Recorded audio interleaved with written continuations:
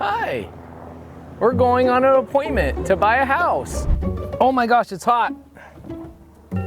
Come on in, get in the whipped. Can you believe that there are homeowners out there right now with houses that are relatively new, probably a year, maybe 2 years old, that will literally hand the keys over to their house and say, take the house off my hands? I was on a phone call earlier with an investor out of Austin, and he's like, oh, I'm doing arbitrage. Guys, arbitrage is trash model. Do not do arbitrage. It's a trash model. It is one of those models that you go do an arbitrage for like maybe 6 months and you get a little bit of traction, and then you immediately go, man, I don't own any of this real estate. What was I doing with spending half a year of my life on this? Just buy real estate. Stop playing around. Take it seriously. And I'm on the phone with this investor and he's talking about doing arbitrage. And I'm like, why would you do arbitrage when I got homeowners that are willing to just hand their houses over to me via subject to? And he's like, wait, is that really a thing? I'm like, yes, it's a thing. So what I'm gonna do is I'm gonna give you guys a cool little freebie. I usually give thousands of seller calls to my students in Subto, but I'll give you guys a cool little bonus. A phone call that I had with this seller we are going to see right now, and we'll put it in the link down below. We'll give you guys a seller call live with me on Zoom, talking to the seller and understanding their pain. And we're gonna go down to the house, get a little B-roll. Some of you guys don't know what B-roll is, but it's basically just me walking around, showing you guys the numbers on this deal, why it's a good deal, why would I take over a house that a seller would just hand over to me? And more importantly, why would the seller do it? That's gonna be the most common question that people ask. I'm so desperately trying to get my first deal. Why would a seller just hand a house over to me? Well, we're gonna answer that in today's video, so stay tuned.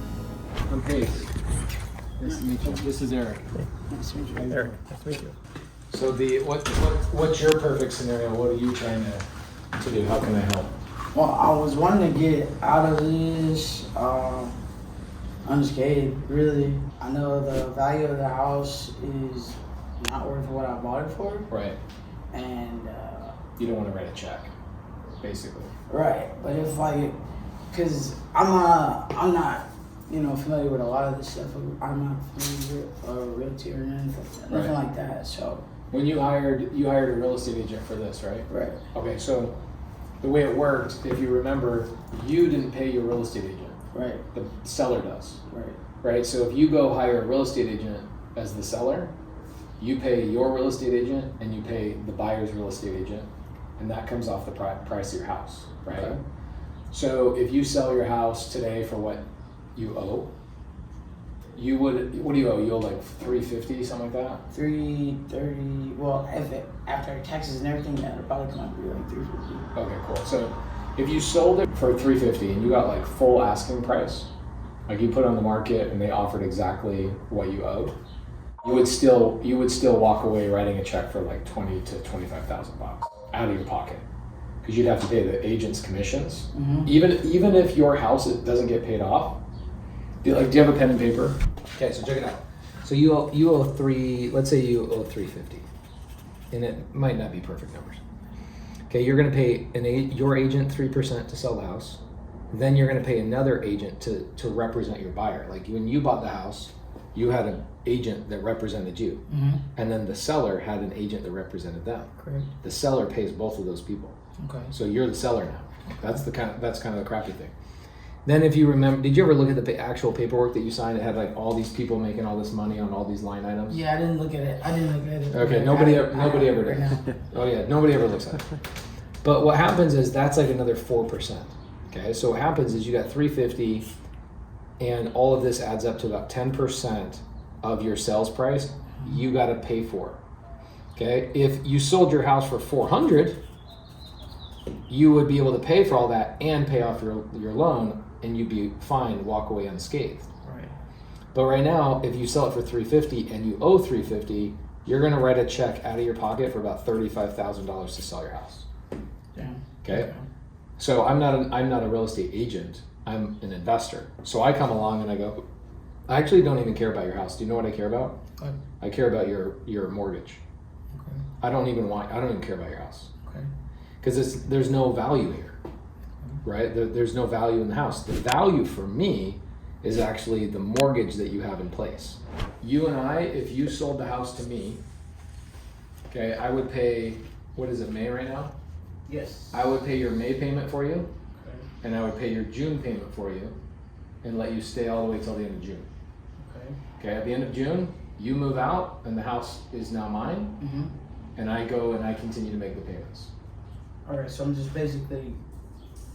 You're avoiding paying 35 grand is what you're doing. So what is that called then?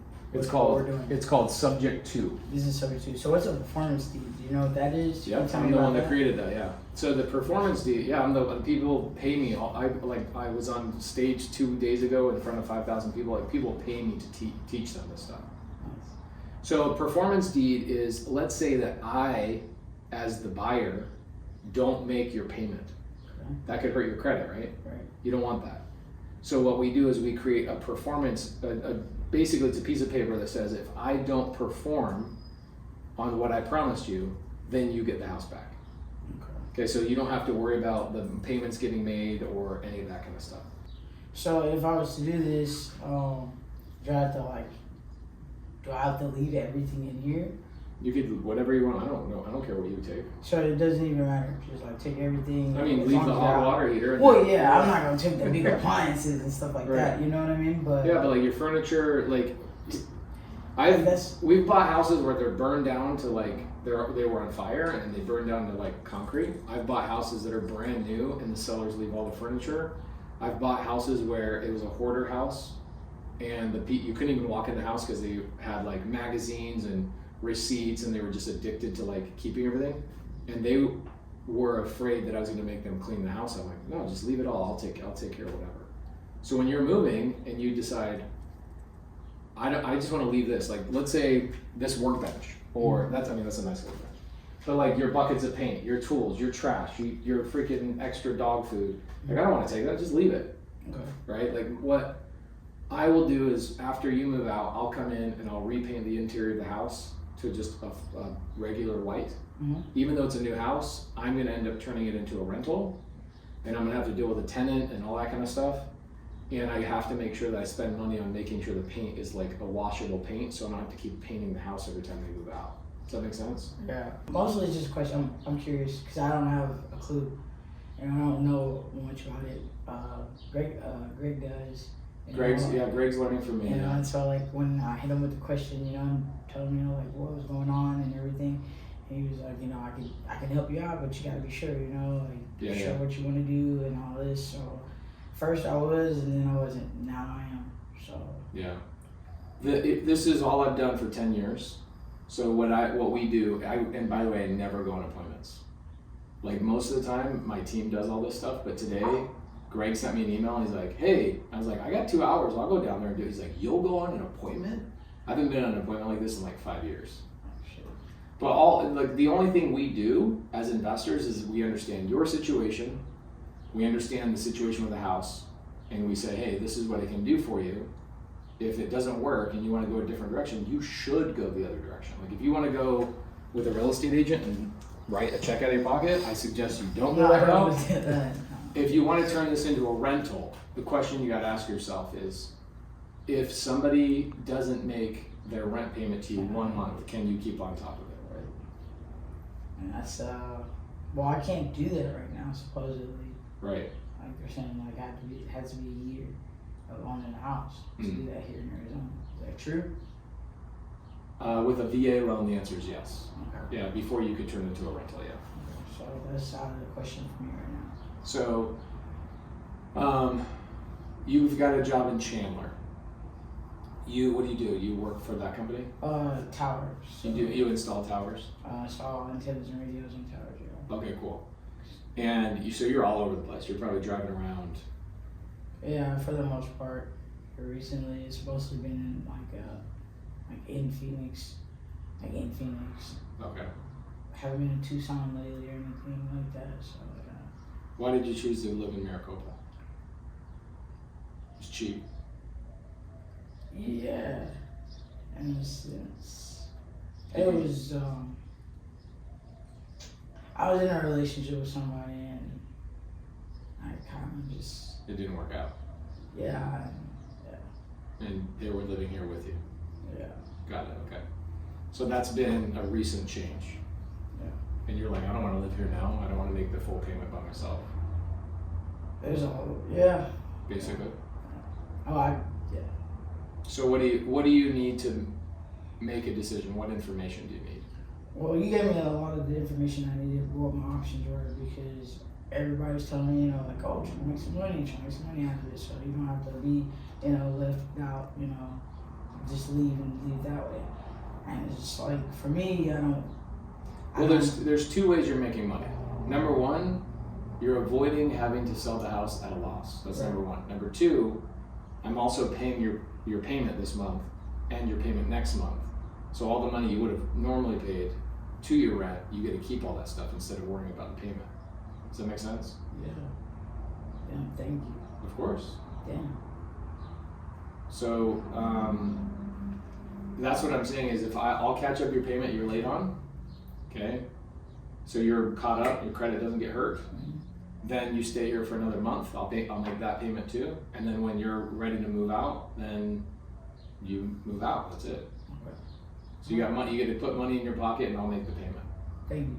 Of course. If that's the route you want to go. Yeah, I'm really at a loss right now, a big loss. My family's here. My grandmother's got a hospital, and I can't do it on my own. Yeah. I can't, and I don't want to keep putting that kind of stress on them, and trying to hold the whole world on my shoulders right now, because I can't. It's tough. Yeah. Back in 2007, 2008, when the market crashed, I got a divorce. My brother hung himself, and I lost my house. Yeah. Oh yeah. I mean, I went through very challenging times, and there was a guy that came to my house and was like, "I'll help you out," and I was like, "How? How can you help me out?" And I remember saying those exact words to him. I said, I feel like I have the whole world on my shoulders. I was taking care of my mom's bills, and my mom had 6 kids still at her house. So I was taking care of my house, and my wife had left, right? Mm-hmm. And my brother, who I was doing business stuff with, killed himself. And then my mom was over here needing her rent, her car payment, and 6 kids, medications and all that kind of stuff. I was just like, I can't do it all. Right. And so the guy who came to my house sat down with me, sat down at my kitchen table, and he's like, I can take over your payments, I can get you out of the house, I can catch up your stuff so your credit doesn't get shot and you can go buy another house in the future, but I can relieve the pressure, and then I can teach you how to do some of this stuff in the future. So I know exactly how you feel. It's not a fun situation to be in. No. And it's like, where do I turn? Who's gonna help me? Yeah. Who inside there is gonna help you? They're depending on me. They're depending on you. They're depending on me to at least, give them something, What do they need? They need a place to stay? They need money? What do they need? Well, right now that's what I'm trying to talk to my cousin, Gregory, about, Right. I'm trying to work that out with him. And I just want them, okay, as long as they're okay, I'll figure it out. If let's say that so Gregory would help you find a place for them to stay. Mm-hmm. Okay. So he's already kind of working on that. Yeah, he told me that he could take my grandmother and my mother in. Okay. Not that they had to talk it over, him and his wife and everything. But Okay. I need to talk it over with my grandmother. She's got a hospital. Who else do you have? Just and those my 2? mother. Yeah, my grandmother and my mother. Okay, cool. That's it. So if he took care of them, then you could go and kind of you could consolidate, get back to basics, save some money over the next couple of months, and then go find a new place up probably closer to your job, so you're not you know how bad it is driving back here from Maricopa? Oh yeah, sometimes it's an hour and 30 minutes. Right, think about how much time of your life is wasted on that stupid road. Yeah. If I were you, I'd go live in Phoenix. In Phoenix? Not Phoenix, but Chandler. Chandler's a great city, yeah. And there's places that you could rent, what's your payment here? $21.38. Okay, that's a lot of money. So $21.38, okay, for this little house in this Maricopa city. Mm-hmm. That sucks. No offense. But the average rent in the United States is $1,800. So you're paying more than the average person is paying on rent in a town that you have to drive an hour and a half to get to. if you go up there, there's places that do like rooms for rent. So you get to like rent a room out of somebody else's house, and the cost for the rent, utilities, internet, everything. What do you think it is per month? I'll say it's probably around $1,200. $750. $750. So it's like you get to save more money, right? And then consolidate, get a lot of the pressure and stress off your back, and go and kind of rebuild. Okay. You know what I'm saying? Yeah. Where do you have those? We have some. I also have. There's a company that we go through. The name of the company is padsplit.com. So if you go on padsplit.com, there's like rooms for rent on there. They're like $125 a week, or you could just lock it in for a longer term thing. So you're in a house with 2 other adults. But padsplit.com. I can text you the website too. Okay, cool. That'll work out. Of course, yeah. We've got a couple in Phoenix. I don't know that you want to be in Phoenix, but it's like brand new kitchen, brand new bathrooms, brand new everything, like really nice. And it's $125 a week for cable, internet, power, utilities, rent, everything all included for $750 a month. Oh, cool. Yeah, it's crazy low. So like, imagine not having to pay that full $2,100 a month. Right. Yeah, because it's hard. It's hard, and then everything else you gotta pay for, like water softener system, ABT, all that stuff is all that in. It's a lot. You're probably spending to stay here. You're probably spending $2,700 a month. Probably more. Like I was just, first house. You're excited. You want it to be. Yeah. Perfect. Yeah. All right. You'll talk to Greg then. Yeah. Okay. Sounds good. It's really good to meet you. Nice to meet you too. Yeah. The cool thing too is we also have a TV show on A&E. So if you want to watch our TV show, you can go watch it on A&E, which is weird. Sometimes, actually the last appointment we went on, you remember the guy was like, Pace Morby from Triple Digit Flip? Oh my gosh. I'm like, bro, it's not that serious. Like, oh shit. It is serious though. Yeah, I mean, it's a TV show on cable. It's okay. Our YouTube channel is way cooler though, so. I'll have to check it out. I'm definitely going to check it out now. Yeah, do it. Check it out. All right, you communicate with Greg, and then we'll follow up. Yes. Cool. Yes. Let me know what you find on PadSplit. All right. And how many else. Nice meeting you. Thank you so much. You guys gotta eat. Thank you. Okay, see you. All right, guys. So we just wrapped up our appointment. This was a great appointment for a couple of reasons. One, it's a true Subto deal where the seller will just say, "Here's the keys to my house." And the way she's making money is by not spending $35,000 to sell her house. She bought the property 6 months ago, went through a severe breakup. You could tell she was getting teary-eyed through the conversation. So she's got significant pain, feels like the world is on her shoulders. She's having to take care of her grandmother, take care of her mom, and she feels like she's the only person that has any income coming in, so it's super stressful. She's spending $3,000 a month basically to stay there with like her internet and Cox and all that kind of stuff. So she's stressed out. And she says, well, I think people think I should make money from this transaction. And I'm like, you are. You're making money by not spending money. Like $35,000 out of your pocket versus $0 out of your pocket is a $35,000 benefit to you. And she understood that. So it's one of those deals where a seller will truly just give you the keys to the house.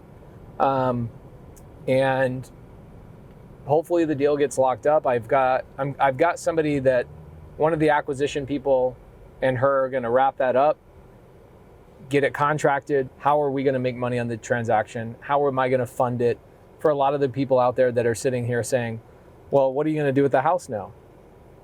Well, it's pretty obvious that house just needs to be rented out. There's nothing magical about this city of Maricopa. I don't think it's going to be a midterm or an Airbnb. Definitely neither one of those. It's just going to be a traditional rental. But how am I going to fund the closing costs? How am I going to fund the money that I make? She's 1 month behind on payment, so I'm going to catch up that payment. Where does that money come from? We'll break all of that down on a future YouTube video in part 2 of this saga.